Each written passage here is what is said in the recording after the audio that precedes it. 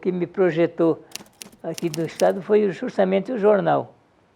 E que eu já contei isso, que foi por acaso. Não era porque eu tinha tendência para jornalismo, nem tinha curso de jornalista. Mas a política que me tornou jornalista, que me fez jornalista. Porque eu herdei um seringal do meu pai, trabalhava no seringal, aí termina a guerra, a borracha caiu de preço, não tinha valor, e eram 400 homens vivendo lá dentro do seringal. Eu preferi liquidar o assunto e montar um negócio em Porto Velho. E o meu negócio, que era um salão de sinuca, ficava ao lado do Alto Madeira, praticamente ao lado. Tinha o meu negócio, tinha um terreno vazio e tinha o Alto Madeira. E quando, dia de semana, não tinha muito movimento, eu deixava um funcionário e ia conversar lá no jornal, com o pessoal de lá, mais politizado, mais intelectual, e ia bater papo. E o pessoal dizia, mas você tem boas ideias, sempre chega aqui com bons assuntos, por que você não escreve? Eu digo, eu não sou jornalista, sou comerciante, sinuqueiro, ali vizinho de vocês. Não tenho tendência jornalista. E insistiu. Aí o diretor que me causou eu tomar essa providência, ele era carioca e quis voltar para o Rio, alegando que as filhas dele estavam ficando mocinhas e tinha que voltar para educá-las. Eu depois descobri que ele estava manipulando para deixar a diretoria do jornal Alto Madeira justamente com os políticos que eu era contrário, que não gostavam de mim. Aí eu digo, e assim não está bom. E aí eu fui ele não era o dono do jornal, nem tinha um comando total. Ele era apenas diretor aqui, porque tinha o superintendente que morava em Manaus. Ele era de Manaus que geria o Alto Madeira. E o Jornal do Comércio, Rádio Baré, TV Amazonas, tudo era lá, o Baraúna, que eu me tornei amigo dele, graças ao diretor daqui ser um pouco preguiçoso, ou ser muito família. Quando terminava o expediente, ele estava correndo, ia para casa e não queria saber de mais nada. E eu, quando o Baraúna vinha aqui, eu recepcionava, ia buscá-lo no aeroporto, reservava hotel, levava para jantar, conhecer a cidade, isso, aquilo. Era eu. Então fiz uma amizade muito grande com o superintendente, muito mais forte do que com o próprio diretor do jornal. Aí eu quando notei essa trama que ele estava fazendo, fui a Meridional, naquele tempo era Meridional, que o estúdio era lá no Porto Velho Hotel, que agora é Unir. E telefonei, Baraúna, olha aqui, o Arnaldo está negociando aqui a direção do jornal, assim, para um grupo e tal. Você não me falou nada. Aí disse, não, me espera aí que dia 30 eu vou estar aí com você. Aí dia 30 fui ao aeroporto, ele me comunicou que vinha aqui, e o Arnaldo nem sabia, ele foi pegado de surpresa. Eu entro no jornal com o Baraúna e digo, Arnaldo, fui eu que provoquei a vinda do Baraúna aqui hoje, porque você estava manipulando aí para deixar a diretoria na mão de um grupo que é contra mim. Vocês sempre pedem a minha colaboração, querem que eu escreva, mas como é que eu vou escrever com um grupo que é contrário a mim? Aí vai conversa, não fala, porque eu estou em condição de provar todinho com quem que você está negociando, com quem você... Negócio claro, né? Eu não te traí, não, eu apenas estou defendendo a minha pele. Defendendo a minha pele. Aí o Baraúna falou e vira-se para mim e diz, você quer ser o diretor do jornal? Eu digo, Baraúna, aqui está naquela de eu língua ou beiço, né? Não posso, se eu correr, o bicho pega. Se fica, o bicho come. Eu vou topar, sem nenhuma noção de que era jornal. Apenas administração, eu sabia que era uma administração, mas não de jornal, né? E aí ele disse assim, Arnaldo, você vai embora mesmo para o Rio? Eu vou. Então você, Torinho, considere-se o próximo diretor do jornal Alto Madeira.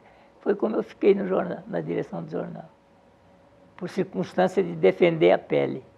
Era bom, o forte, o chefão, o mentor, o donão, mesmo era o Aloysio Ferreira, Coronel Aloysio Ferreira, que até hoje tem fãs aqui que não admite que diga que ele era ditador, e era um grande ditador, mão de ferro mesmo. O homem era violento. E eu era contra o grupo mais forte, que era do Aloysio. Foi diretor da Madeira Mamoré, foi primeiro governador, foi deputado. Era realmente um elemento que sabia lutar também. Naquele tempo eu também fazia com cuidado, porque é como sempre, até na questão da Revolução de 64, quando falava, Torinho, vários grupos estudantis aí me entrevistaram e vinha o assunto de Revolução, mas você fala bem da Revolução, nunca foi perseguido? Eu digo, não. Mas por quê? Porque quando o grupo permitia, eu dizia, porque eu não sou burro, como é que eu vou brigar contra um poder? Não tenho força para brigar com o poder. E nunca me maltrataram, nunca me ofenderam, eu não tenho por que brigar. Por que brigar? Deixa passar. Ele não admitia nenhum contrário a ele. Partia desse princípio. Era contra ele, estava pisado. Aí eu fui tocando, mas também respeitando, porque a minha posição dentro do jornal foi sempre o respeito. Respeito a qualquer político, qualquer que entrasse num comentário, só falar a verdade. Então não tinha por que ter medo de nada, né?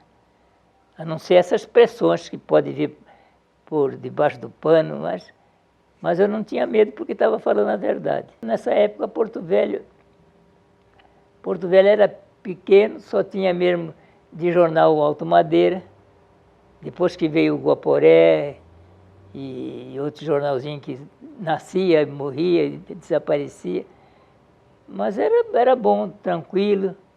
A gente não tinha preocupação de hoje desse banditismo que tem aí, de roubalheira, de ter guarda, botar cerca. Era uma tranquilidade, a gente dormia de janela aberta, porta aberta. Vinha de outros estados, né? A gente só sabia quando chegava aqui, chegou aí um juiz novo e tal. A minha relação sempre foi ótima.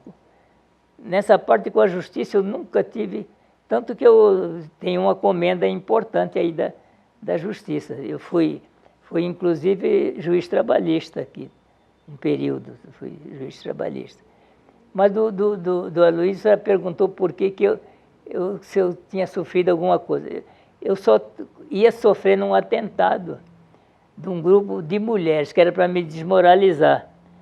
Eu morava ali onde moro ainda, 77 anos, e tinha uma espécie de um núcleo político. Ali do lado do palácio, do antigo Palácio do Governo, morava-se um político aloysista.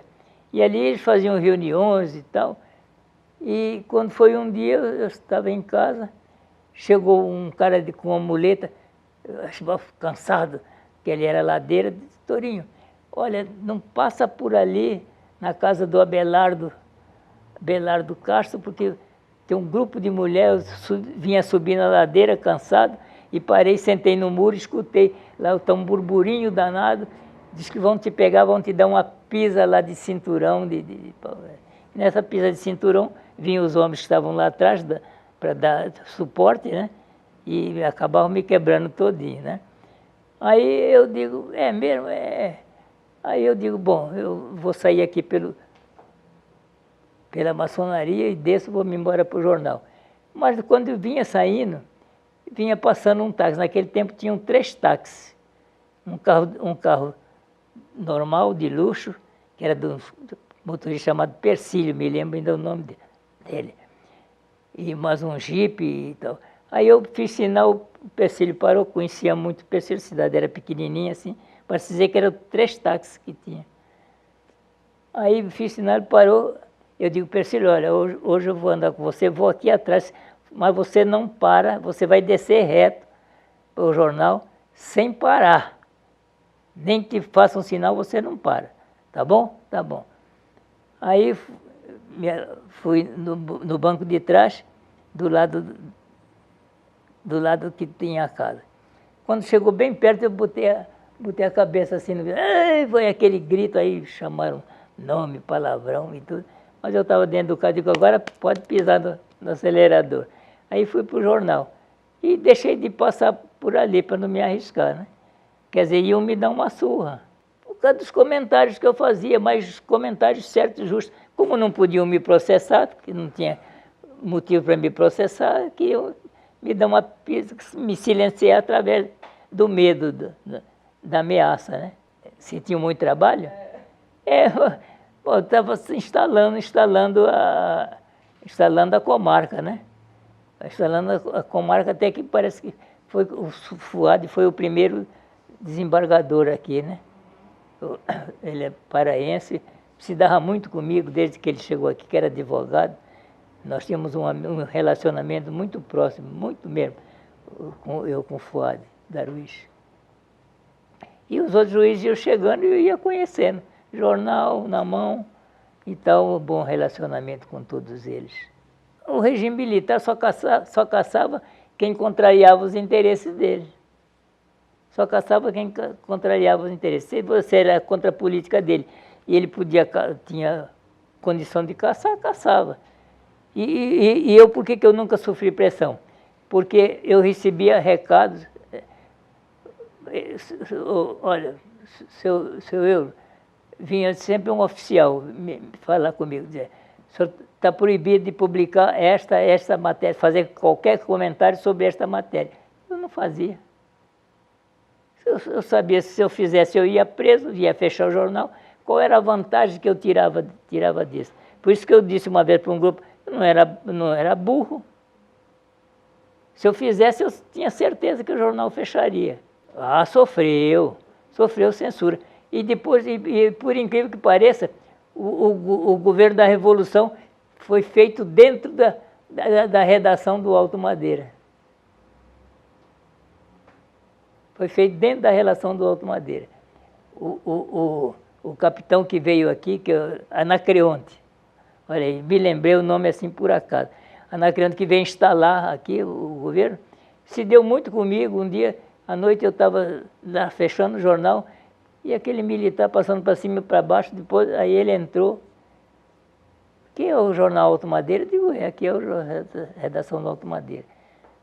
Aí ele conversou comigo e tudo, perguntou se eu conhecia uns determinados caras aqui, por exemplo, o doutor Ari Pinheiro, que tinha fama de comunista, tinha o Romino Afonso, que no outro dia esteve aqui, no lançamento do meu livro, ele veio aqui me prestigiar, que foi ministro do Trabalho e Previdência no governo João Goulart, é um menino daqui, foi senador, deputado, vice-governador de São Paulo. E era assim, eu não desobedecia, não comenta isso, então eu não comentava. Eu tinha tanta confiança no que eu fazia e também no comportamento de quem estava no comando da Revolução, que eu, quando escrevia, raramente eu chamava Revolução. Eu chamava movimento... como é? Movimento político, uma coisa assim. O Almino estava exilado, e o pai dele estava à morte aqui, o Boibundo Álvares Afonso, que foi o segundo prefeito de Porto Velho. Por portas e travessas eu recebi uma carta dele, mas você imagina uma carta para chegar na minha mão de um cara revolucionário perseguido, né? Aí, querendo vir visitar o pai. Aí pedia para mim para eu sondar se ele tinha condição de vir aqui só para ver o pai e voltava lá para onde ele estava. Lá. Teve em várias nações. Eu fui, nesse tempo, o Weber, que era a autoridade máxima aqui, quem representava a Revolução, o Weber, o Coronel Weber, do Beck. Aí eu fui lá com ele. Coronel, estou aqui numa missão um pouco difícil, mas vou lhe falar. O senhor conhece o Almino Afonso, que está foragido? Conheço. conheço, por sinal um cara ilustre aí na área dele, né? O pai dele estava morto e ele me consultou, também não me perguntaram como é, por que via tinha consultado, me respeitaram. Ele me consultou se ele podia vir aqui ver o pai. Ele disse, olha, Torinho, por mim, ele pode vir, mas se eu souber, se eu receber uma ordem lá de cima, o Mino está na área, só se eu não o pegar. Eu achei justo. Né? Ele está servindo a uma tropa, está servindo o exército. O que ele podia responder? Não ia dizer, não, pode vir, aí me trair e prender o homem aqui, não é? Não, ele pode vir, mas se eu souber, se vier uma hora lá de cima, o Mino está aí na área, eu vou prender ele, só se eu não puder. Quer dizer, eu tinha esse relacionamento. O Ari Pinheiro, que era doutor Ari Pinheiro, pai da Ieda, que era meu amigo, não foi preso. E se dizia comunista e tudo. Não houve essas coisas, não. Olha, atrito com a justiça mesmo eu nunca tive. O jornal nunca teve. A posse de juízes, embargadores, autoridades que vinham visitar o Estado, da área de justiça, a criação, vamos dizer, das comarcas aqui, a divisão do Acre com Rondônia, quando separaram, tudo isso era motivo de notícia. Só notícias boas. Só notícias boas. Até naquele tempo nem se falava em lentidão da justiça. Que aqui tudo corria normal. Conflitos de terra houve muitas, né? A invasão foi geral. Quando ligaram a BR, não tinha terras por aí que não tivesse gente, caminhões, as toneladas chegando aí pela BR para ocupar as terras aí. Aí tinha briga, tinha muita coisa de terra. Mas aí a polícia entrava pelo meio, se tinha alguma coisa para falar em arbitrariedade, era da polícia, não era da justiça. A justiça já era no segunda instância que ela entrava, né? Quando era procurada para intermediar naquelas brigas, naquelas invasões, naquelas coisas aí. Dependendo da importância das figuras envolvidas, eu mandava um repórter lá para fotografar e geralmente fotografar naquele tempo era difícil, porque não é como hoje. Hoje todo mundo é fotógrafo, todo mundo tem uma maquininha na mão, tira a fotografia. Naquele tempo você precisava bater, era filme, precisava fazer a fotografia, mandar para Manaus para fazer um clichê, para ver o clichê. Então ficava velho, porque levava 8, 10 dias, com toda a urgência que a gente pedia, levava dias para chegar aqui. Como clichê de governador, a gente mandava fazer 2, 3, e aquele servia todo o mandato dele, era aquele aqui. Toda notícia que merecia um clichê, botava, era a mesma fotografia. Então a gente não mexia muito com fotografia. Era difícil, era só escrito. Porque falar em colunismo social, fui eu que criei a primeira coluna social aqui, porque também só tinha o Alto Madeira, né? Eu criei, não tinha fotografia. Por exemplo, baile de 15 anos, baile de fim de ano, que merecia, né, aquela página inteira com fotografia, não tinha. Você tinha que mandar fazer os clichês, como eu estou falando, mandar fazer em Manaus. Né? Foi que nós compramos uma clichêria que não tinha, que é um aparelho para fazer os clichês, aí começamos a fazer aqui. Era o governo mais democrata que tinha para mim. Eu só não ia com ele fim de semana ver as obras do interior, quando eu não podia dizer, não, coronel, me dispensa que hoje não dá para eu ir. Mas sempre me convidava. E quando eu chegava lá para marcar uma audiência com ele, isso para mostrar o que eu estou falando, ele manda eu entrar, aí eu entrava. Às vezes ele estava conversando com um grupo, vamos dizer, até de fora, que vinha tratar de negócio no tempo do Estado, em criação, né, em desenvolvimento. Aí ele mandava eu sentar ali, eu ficava ouvindo tudo que ele conversava. Ele era aberto, não tinha esse negócio de segredinho, não. Eu participava da conversa ali, sentado ali, quer dizer, participava da conversa, ouvia a conversa toda. Eu tinha uma amizade fechada com ele. Quando eu criticava qualquer coisa que ele não gostava, eu chegava no jornal, 8 horas, não demorava, o telefone batia. Aí ele, pô, aí, você está isso assim, assim? Eu, não, é assim, você sabe que somos amigos, não vou publicar uma coisa que eu não saiba, tá, mas isso existe assim, assim, assim. O senhor manda procurar, manda ver isso, e sempre nos demos bem. Sempre nos dávamos bem.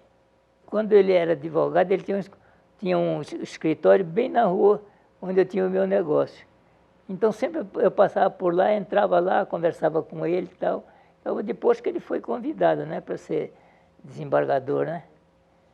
Mas aí essa fase nós afastamos mais porque ele ficou para lá e eu fiquei para cá. Mas a amizade continuou sempre a mesma, nunca quebrou. Hélio Fonseca foi outro grande amigão meu, olha, Dima Ribeiro, Aldo Castanheira, tem da esposa dele aqui, né?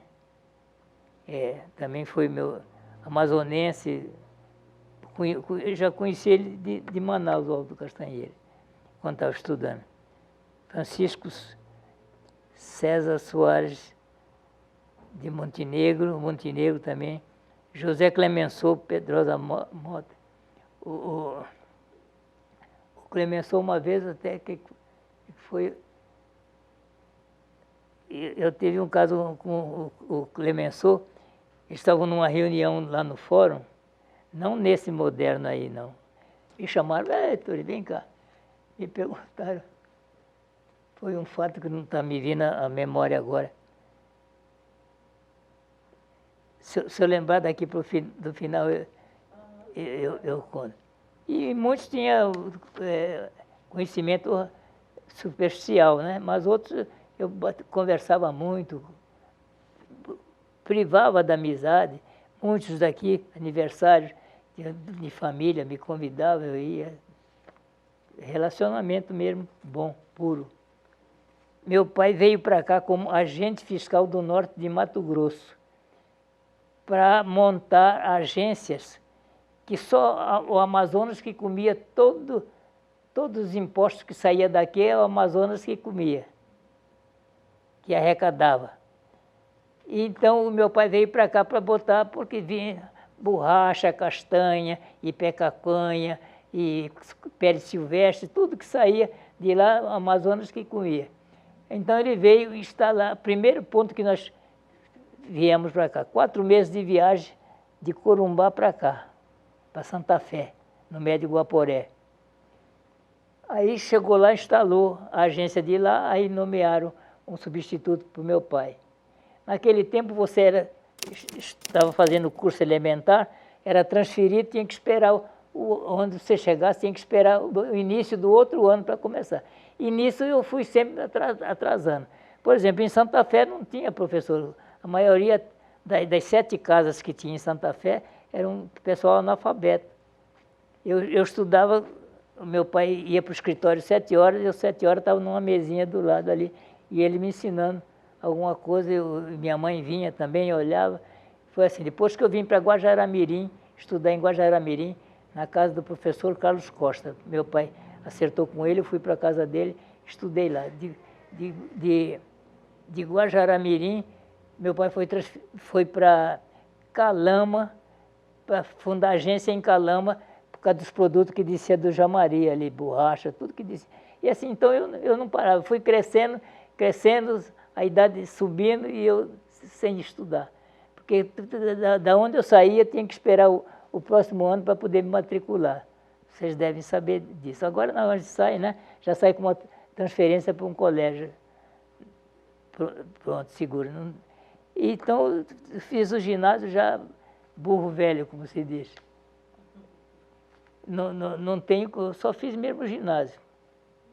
E no ginásio ainda tem uma passagem. Eu tive um colega chamado Calderaro, de Manaus, fundou um jornalzinho, e ele insistia, os colegas quase todos faziam nota, faz um artigo, um comentário. Não, Calderaro, não quero saber disso, não sou jornalista. E ele, quando se formou, o pai montou um jornal para ele, o jornal A Crítica de Manaus. A Crítica de Manaus fundou. E eu não tinha propensão. Como eu disse, foi circunstância. Você entrar para o jornalismo foi circunstância, para safar minha pele.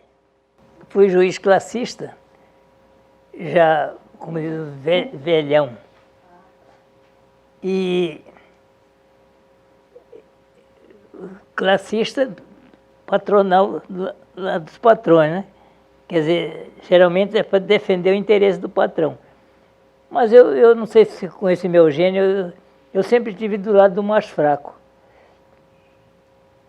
Eu não apertava, inclusive quando eu ia antes disso, quando eu ia a julgamento de funcionário, caso de nosso funcionário, sempre eu estava do lado do funcionário do que ele tinha direito.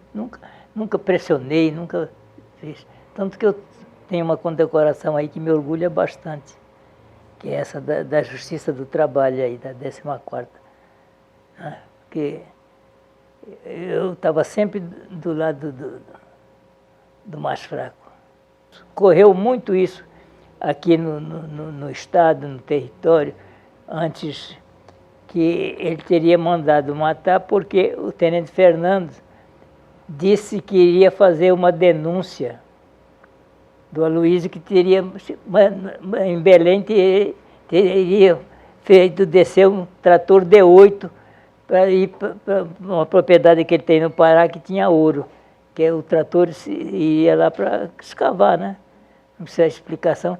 Mandou descer e o tenente Fernando disse que ia denunciar.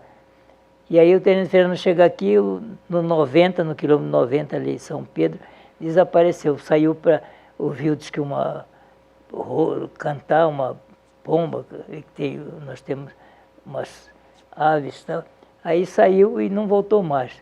Não apareceu nada de vestígio. Veio o irmão dele aqui comandando um pelotão, não conseguiu, depois veio outro. Mexeram essa mata todinha, não acharam cinto que podia servir, botão, sapato, nada disso foi encontrado. Não encontraram vestígio nenhum. E o homem desapareceu. E até hoje já esqueceram do caso e não teve nenhum sentido positivo da denúncia que fizeram, que foi o Aloysio que mandou matar. E mesmo morto não ia falar, né? Sim. Mas correu muito aqui que até hoje tem gente que pensa que foi ele que mandou matar mesmo. Não, eu ouvi falar que eles foram lá, foram ver lá e criaram uma baderna lá e tal. Mas esse negócio de furar o tambor, acho que foi exagero.